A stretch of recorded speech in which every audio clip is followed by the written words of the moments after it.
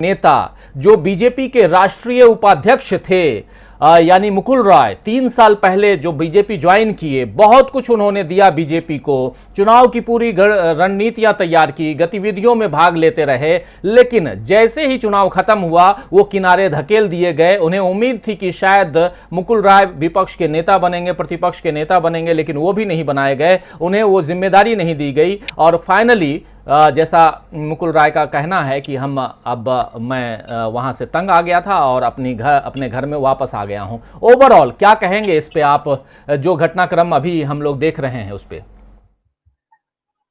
राजीव जी, मैं पहला बात ये बोलना चाहूंगा, देखिए बीजेपी का आपने जो बोला बिल्कुल ठीक बोला। मुकुल रॉय कोई ऐसी तैसी लीडर नहीं थी।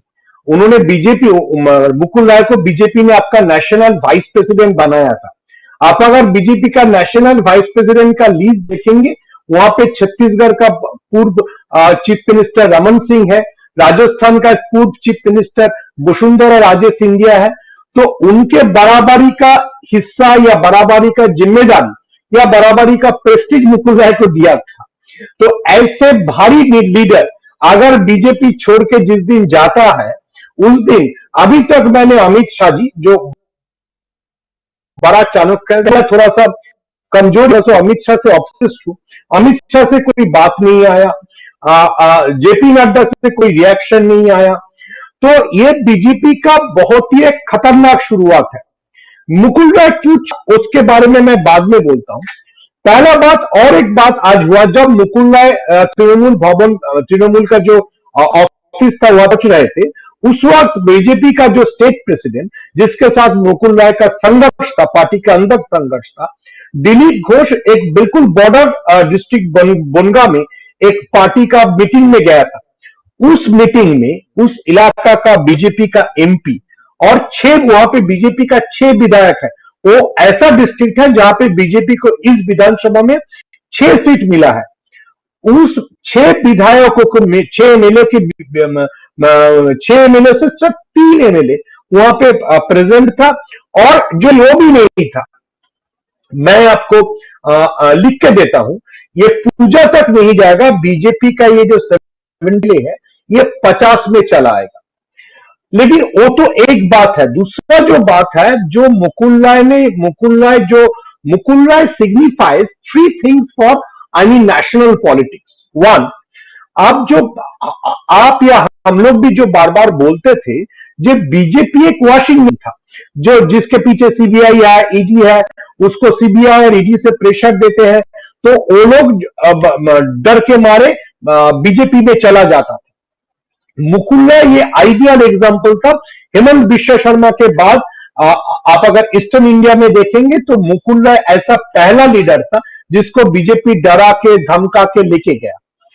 वो चले जाने के बाद ये सारे जो लीडर हैं, कुछ लोग है बिहार में है, कुछ लोग दूसरे स्टेट में है, ये सारे लोग सोचने लगेंगे अगर मुकुल रॉय जा सकता है तो हम लोग क्यों डर के मारे रहेंगे।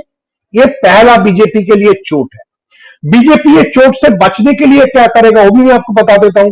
2-3 दिन के अंदर मुकुल रॉय के घर पे एक सीबीआई का नोटिस या उससे मिलने के लिए हो सकता है सेंट्रल फोर्स भी पहुंच जाए, जैसे नर्मदा के बाद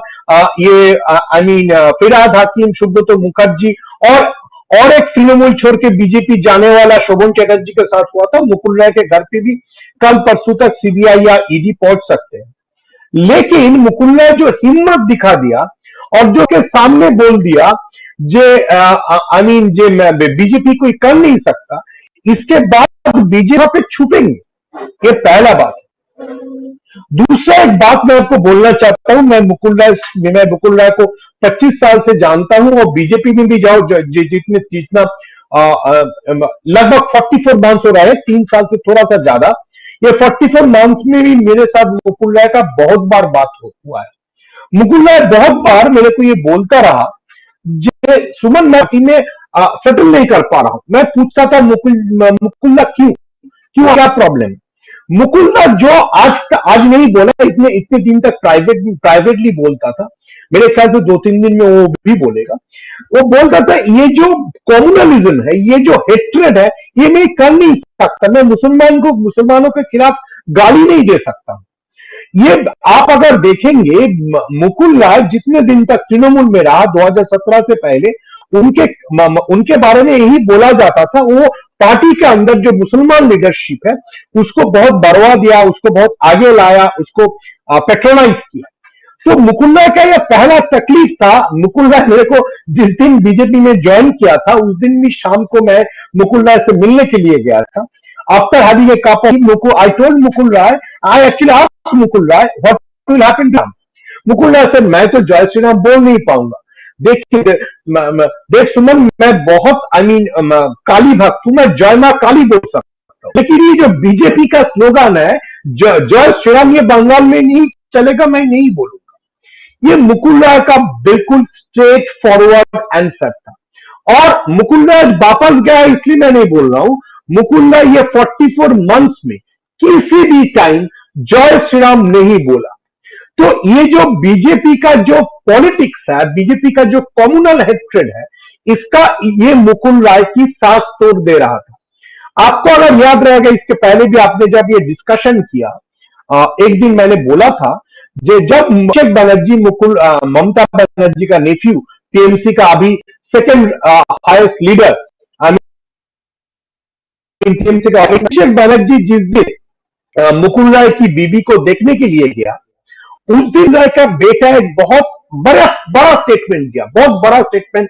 मेरे ख्याल से उस स्टेटमेंट को लोगों ने सुना नहीं अच्छे से। उन्होंने बोला कि शायद मेरा मम्मी आज बीमार है इसलिए क्योंकि हम लोगों ने उस पॉलिटिक्स को सपोर्ट किया जो हेट्रेड को जनरेट करता है। मेरा पिताजी का ऐसे बहुत सारे फॉलोअर्स हैं जो रोजा रखते हैं, जो बोलते हैं कि अल्लाह के पास हम लोग दुआ करेंगे आपके माताजी के लिए। हम लोग उसके साथ मीन्स मुसलमानों के साथ नाइंसाफी के जो बात हुआ उसको सपोर्ट किया। That was a clear hint from Shubhranshu Roy that he is talking about the CAA, all these things. Because आपको याद रहना पड़ेगा कि ये CAA एनआरसी मूवमेंट बंगाल में बहुत चेहरा लिया था, और वो चेहरा इतना बड़ा चेहरा लिया था जब बीजेपी को भी सोचना पड़ रहा था क्या होगा। शुभ्रांशु राय ये जब अभिषेक बनर्जी गया उस दिन वो क्लियर कर दिया जो मुकुल रॉय या शुभ्रांशु रॉय सीए एनआरसी के टाइम में बीजेपी के साथ था, इसलिए उनके अंदर कुछ गिल्ट है। मैं उस दिन से आपके प्रोग्राम में नहीं बोलता रहा, ये सिर्फ एक टाइम का बात है कब मुकुल राय वापस चला जाएगा, क्योंकि Mukul Roy had decided that I not follow this line of politics. देखिए शुभेंदु अधिकारी और मुकुल राय के बीच क्या अंतर है। शुभेंदु अधिकारी ममता बनर्जी को सिर्फ पर्सनल अटैक नहीं किया, वो मुसलमानों को हर वक्त, ये जो टोटल कैंपेन रहा उसमें बीजेपी के लीडरशिप में सबसे ज्यादा खराब शुभेंदु अधिकारी ने बोला, कोई भी कुछ हुआ बोला पाकिस्तान चले जाओ, ये सब ममता को ममता बेगम बोला। उसी टाइम से इलेक्शन टाइम से ही Mukul Roy was distancing himself from this entire communal campaign. तो जब इलेक्शन सिर्फ वो इससे डिस्टेंस नहीं कर रहे थे। आप अगर देखेंगे मुकुल राय किसी भी टाइम ममता या पर्सनली अटैक नहीं किया लास्ट 3 महीने में, और उसी वक्त ब्रिज जोड़ रहे थे। मैं अभिषेक की मैं जब अभिषेक जी से भी बात, Abhishek said me in 2 months back Shubhrangshu Roy is ready to come back.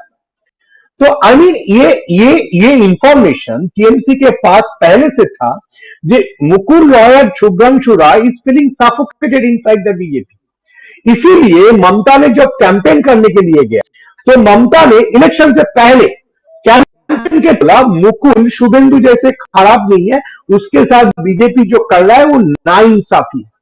इससे जो ब्रिज तैयार हो गया उसका पॉइंट है आज।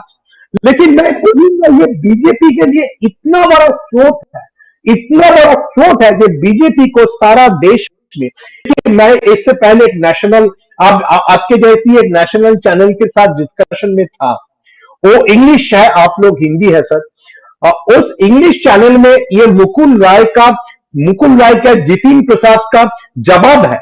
वो मेरे को पूछा गया था, मैं बोलूंगा जितिन जो पिछले दिन अमरिंदर जी बोल रहे थे, अपने इलाका में एक पंचायत भी जिता नहीं सकते। मुकुल राय आज के दिन में एक एग्जिस्टिंग एमएलए है, वन।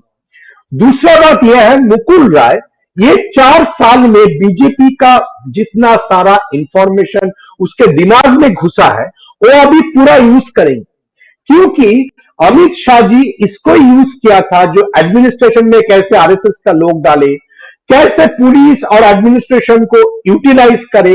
तो मुकुल राय को अभी ये सारा इंफॉर्मेशन पता है। आप सोचिए बीजेपी को क्या खतरा की सामने पड़ रहा है।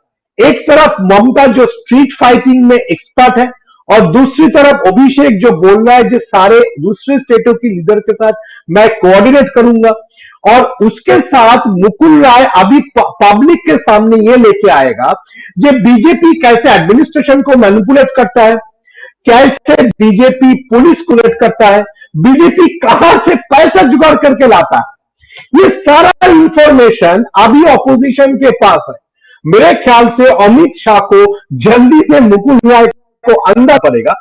मैं जब सोशल मीडिया में ये मुकुल राय बहुत बड़ा खतरा हो सकता है, तो बीजेपी का सारा सपोर्टर आगे मेरे टाइमलाइन में लिखने लगे मुकुल राय को अभी जेल जाना पड़ेगा। तो यही बीजेपी का सोच है, क्योंकि BJP as a party, RSS as a organisation can not democratically counter any argument और एनी डिस। क्योंकि आज मुकुल राय, अगर मैं मुकुल राय अभी तक नहीं बोला, मेरे को प्राइवेटली बोला है, अगर बोलता है दैट बंगाल की जो मिट्टी है वहां पे जय श्री राम नहीं चलता है, वहां पे ये अच्छा नहीं लगता है, हम लोग जो हिंदू भी है वो दूसरा स्लोगन को पसंद करते हैं, तो बीजेपी उसका क्या जवाब देगा। ये तो बिल्कुल प्रूव हो जाएगा जो बीजेपी लोगों के ऊपर ये थोपते हैं जे ऐसा स्लोगन दो और माइनॉरिटी को डराओ, माइनॉरिटी को घबराओ, सो दैट माइनॉरिटी हमारे पीछे आ जाए। तो ये सारा बात आज सामने आ गया। और मुकुल राय के बाद आप देखेंगे ये प्रेस कॉन्फ्रेंस 2 बजे मुकुल राय तृणमूल भवन पहुंच गया था, 4 बजे प्रेस कॉन्फ्रेंस शुरू हुआ। आज अभी तक